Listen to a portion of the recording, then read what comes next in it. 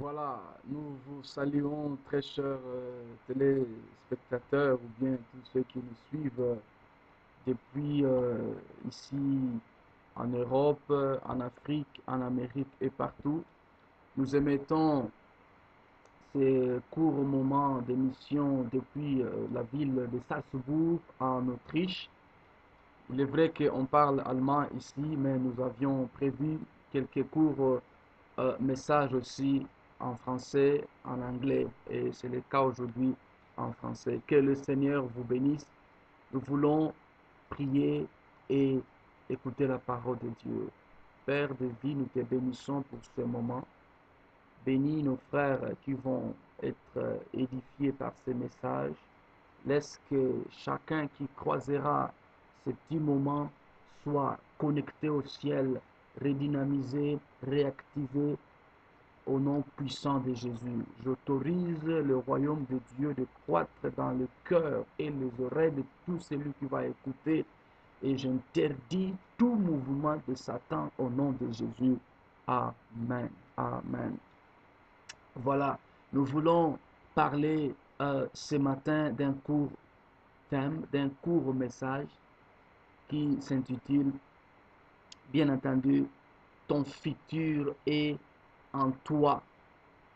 Ton futur est en toi. Nous allons aller lire ensemble avec la parole de Dieu dans le livre de Romains. Romains chapitre 8. Nous allons lire la pensée du Seigneur. Romains chapitre 8.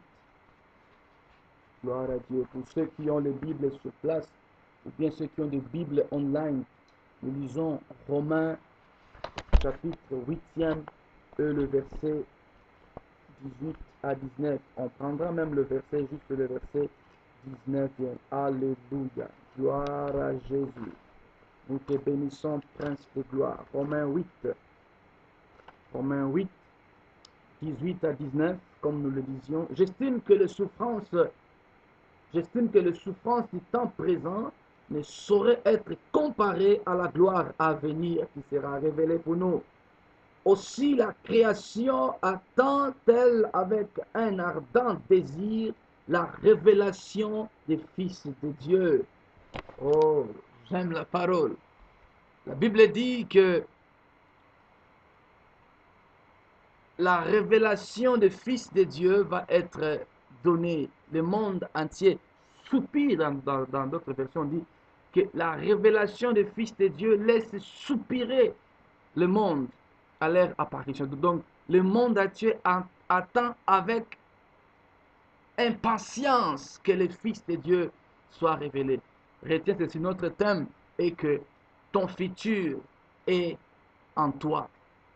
Nous allons aussi comprendre une chose dans la Bible. La Bible dit, dans le livre de Genèse, chapitre 1, le verset 11 et le suivant, Dieu dit, il a créé les fruits, il a créé les arbres qu'on sort, et il a créé les plantes, les fruits, et chaque fruit a été créé selon son espèce. Quand on a créé la mangue, il n'y a pas eu d'évolution. La mangue n'est pas devenue une orange un jour.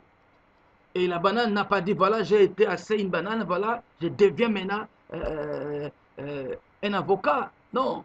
Quand la mangue a été créée comme mangue, la mangue est restée mangue jusqu'à aujourd'hui. Et Dieu n'a pas créé une mangue deux fois.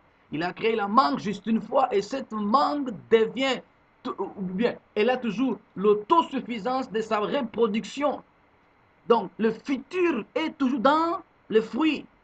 Et de la même manière, quand Dieu a créé l'homme, il ne les a pas créés continuellement. Il a créé l'homme et la femme une fois et les a donné l'autorité de la reproduction, de la procréation. En aucun cas, si nous voyons qu'un homme met au monde un animal, c'est une anomalie. Donc, il n'y a que reproduction par espèce. Tu ne reproduis que ce que tu as. Tu ne deviendras que ce que tu as ensemencé. Alléluia. Une des raisons pourquoi Gabriel disait à Marie que c'est pourquoi cet enfant sera appelé fils de Dieu. Parce que le géniteur n'est pas un homme, le géniteur est Dieu. C'est pourquoi l'enfant que tu devras porter, toi Marie, cette semence-là, elle n'est pas humaine. La semence-là, elle n'est pas chair et sang. La semence-là, elle est spirituelle, elle est divine. Elle vient de Dieu parce que le responsable est Dieu. Ton futur est en toi. Tu as longtemps attendu que les gens t'élèvent. Tu as longtemps attendu que les gens te reconnaissent. Tu as longtemps attendu que d'autres gens fassent des trucs pour toi, à ta faveur. Le futur est à toi, est en toi. Pourquoi tu regardes toujours ailleurs? Toujours tendance à te laisser dépendant de certaines personnes. Non, le futur est en toi. La Bible dit que le monde entier soupire derrière la révélation des fils. En toi, il y a un futur prévu. En toi, il y a un programme de Dieu déjà établi. C'est à toi de découvrir ce que Dieu a prévu. C'est à toi de disséquer les plans cachés de Dieu qui est en toi. Nous ne refusons pas que les gens aillent voir le prophète, c'est biblique. Bien que souvent, surtout en Europe, ce n'est pas très populaire que les gens aient des prophètes dans leurs églises. Mais le ministère des prophètes est biblique. On en parlera un jour sur l'enseignement, sur les 5 ministères d'autorité dans l'église. Mais ici, nous voulons activer le travail du Saint-Esprit en toi. Le Saint-Esprit en toi te fera comprendre ce que Dieu a prévu pour toi. La Bible dit que l'homme sage tire les bonnes pensées de son cœur. La parole dit encore dans Proverbe que dans le cœur de l'homme, il y a plusieurs pensées, mais seuls les projets définis de Dieu qui s'accomplissent.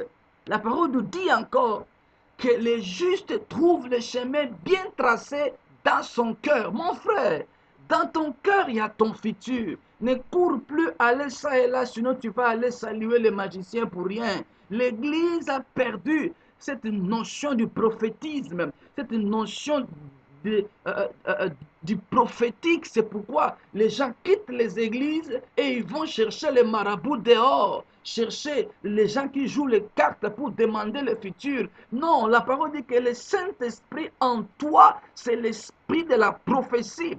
Le Saint-Esprit, Dieu en toi, il connaît le futur. Nous, les humains, nous sommes limités. Nous n'avons que 3 temps. On a le passé, le présent et le futur. Hier, j'étais. Aujourd'hui, je suis. Demain, je serai. Et quand nous sommes en difficulté, qu'est-ce que nous faisons? Nous les humains, étant limités, on ne sait pas voir ce qui vient. On ne sait pas savoir ce qui va arriver. Nous allons malheureusement consulter n'importe quoi, n'importe qui. Au lieu de consulter l'Éternel, qu'est-ce que Dieu a dit? Alors Dieu n'a pas 3 temps. Dieu n'a qu'un temps. Il est présent. Il n'a pas de passé. Il n'a pas de futur. Il est présent. Il est éternel. C'est pourquoi quand on a posé la question à Jésus par Pilate, est-ce que réellement tu es fils de Dieu? Il dit, je suis fils de Dieu. Je suis né pour accomplir la vérité. Il est né pour. Donc, Dieu a quitté l'éternité pour naître afin que nous ayons la capacité d'entrer dans l'éternité. Gloire à Jésus. Ton futur est en toi. Nous, les humains, nous nous montrons les photos d'albums du passé. Tu as été avec tel, dans telle vie, dans tel pays. Mais Dieu, quand nous sommes en difficulté, quand nous prions, il se révèle à nous. Il nous montre ce qui va venir, ce qui vient. Il nous montre des photos d'albums d'avenir. Où tu seras et avec qui? Mon frère, ma soeur, notre encouragement ce matin est que tu saches, ton futur est en toi. Ton futur est en toi. Ne laisse personne qui te dise que tu ne sauras pas atteindre le but que tu as fixé avec Dieu. Tu le sauras. J'aimerais ici encourager les géants, encourager les héros, les gens qui ont de grandes visions, mais ils dorment encore. Ta voix va sauver des milliers de gens. Billy Graham est presque à la fin. Il va rentrer auprès du Père. Il n'y a pas longtemps, notre autre grand-père, Rainer Bonke, il est déjà en train de préparer sa retraite. Le prochain, il sait pas que c'est toi, mais tu te dis toujours non. et je ne suis pas éduqué, je ne parle pas bien. Écoute, Moïse ne pouvait pas, même pas bien parler. Lève-toi, va au miroir, dis-toi, je saurai avec Dieu. Si, disons un peu, si Paul a refusé son appel, nous aurions manqué le Nouveau Testament, homme frère. En Paul, il y avait les Éphésiens comme livres, il y avait les Romains, les Corinthiens, tous ces livres-là que Paul a écrits, comme des lettres, mais aujourd'hui utiles pour l'édification des saints. C'est pour aussi dire, ne jamais négliger la grâce qui est en toi. En toi, il y a les livres prévus, mais tu dors encore. En toi, il y a les entreprises prévues, mais tu dors encore. Dieu, il est comme un ingénieur, comme un architecte. Il prend quelqu'un qui est abandonné, quelqu'un qui est inutile, quelqu'un qui est rejeté. Ce sont des gens pareils que Dieu utilise. Regardez l'histoire de Jephthé. Jephthé, on lui a dit, tu ne sais pas hériter. Là, nous sommes dans Juge 11. On lui dit que tu ne sais pas hériter parce que ta mère était une prostituée. On l'a chassé, il est parti. Les hommes peuvent te chasser, les hommes peuvent te rejeter, mais Dieu ne te rejette pas. Tu peux tout perdre, perdre les amitiés, perdre les conforts, perdre l'argent, mais ne perds pas la présence de Dieu, car la présence de Dieu est reproductive de toutes choses que tu peux perdre. Et en plus, tu vas gagner plus d'autres. Vois l'image de Job. Ton futur est en toi. Job avait une compagne maléfique. C'est la femme qui lui disait, maudit Dieu et meurt. Ton entourage peut te pousser à l'erreur quand tu es dans les difficultés. Tu dis non, je n'ai plus d'espérance. Non. Christ en toi, c'est l'espérance de la gloire. Ce n'est pas l'entourage en toi. Quand les hommes t'abandonnent, quand les gens te quittent, quand l'argent te quitte, quand tous les signes vivants en toi te quittent, les derniers signes qui restent, c'est Dieu. Alléluia. Ah, que ta foi soit enflammée, mon frère. Il n'y a rien qui peut te séparer de l'amour de Dieu manifesté en Jésus-Christ. Ni la mort, ni la tribulation, ni la nudité, ni le manque, ni rien. Pourquoi? Parce que Christ est mort. Sa mort a permis que tu aies un futur. Sa mort a permis que tu aies de l'espérance, car je connais les projets que je formais sur toi. Pas projet de malheur, mais de bonheur, afin que tu aies un avenir. Bien-aimé, l'avenir est en Dieu. Tu te vois aujourd'hui limité, recroquevillé, désapprouvé. Tu ne sais même pas comment tu peux encore réussir à rebâtir ton entreprise. Tu te dis, comment est-ce que je peux faire? Tu as perdu des milliers d'argent, des millions même. Tu te dis, voilà, tout est fini, que je boive juste un comprimé, que je meurs. Non, non, non, non, non, non. Christ en toi, c'est l'espérance de la gloire. Celui qui a la vision ne meurt pas n'importe comment. Celui qui a une vision, l'avenir l'invite. Alléluia. J'aimerais t'encourager. Tu es là, tu es un footballeur. Tu as eu beaucoup d'échecs, tu veux abandonner ta carrière. Tu es là, tu es un homme politicien. Tu as eu beaucoup d'échecs et tu veux abandonner. Écoute, n'abandonne pas. Reprends. Continue. Reprends encore. Reprends encore. L'échec, ce n'est pas la fin du monde. Échouer est une manière de comprendre que tu avais essayé. Tous ceux qui n'essayent pas ne pourront jamais avoir des expériences. L'homme qui a été éprouvé par les expériences, il sait maintenant comment il doit se comporter. N'oublie pas, le futur est en toi. En toi, Dieu a tout déposé pour ce dont tu as besoin. Réfléchis, pense avec Dieu, écris tes programmes, écris tes projets. Commence avec des petits projets et tu verras la gloire de Dieu. Dieu a dit à Abraham, lève les yeux et regarde. Commence à lever les yeux. Commence à regarder. Vois dans ton entourage, si c'est possible. Ferme les portes négatives. Les gens qui te découragent, ferme. Évite, laisse-les partir. Attache-toi à Dieu. Ton futur, mon frère, est en toi. Gloire à Jésus. Ton futur est en toi. Rien n'est encore perdu. Tu peux encore recommencer. Bye bye.